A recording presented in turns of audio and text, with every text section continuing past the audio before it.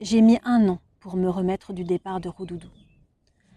3 jours après sa mort, alors que mes filles étaient en train de jouer dans le jardin, elles ont eu l'idée de photographier les nuages, car le ciel était magnifique. Elles m'ont montré les photos, et je suis restée sans voix.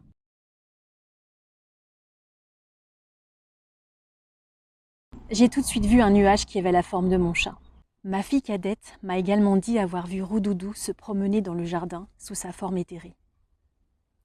Il est resté autour d'elle une dizaine de minutes à les regarder, et elle a vu son grain de beauté sortir de son oreille gauche, comme un signe de reconnaissance. Pendant plusieurs semaines, j'ai vu une ombre dans ma chambre le soir, et j'ai senti comme un poids sauter dans mon lit. J'étais tellement inconsolable qu'il m'était impossible de faire une communication animale avec lui. J'ai demandé à une autre communicante de le faire pour moi.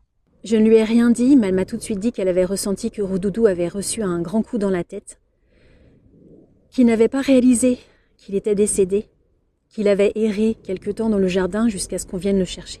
Pendant très longtemps, je me suis demandé pourquoi moi, pourquoi mon Roudoudou.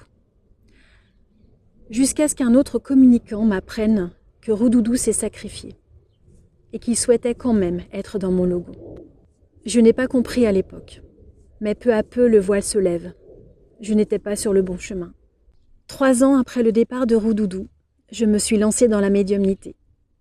Et la première photo que j'ai mise sur mes réseaux, ma photo de couverture, est celle du nuage.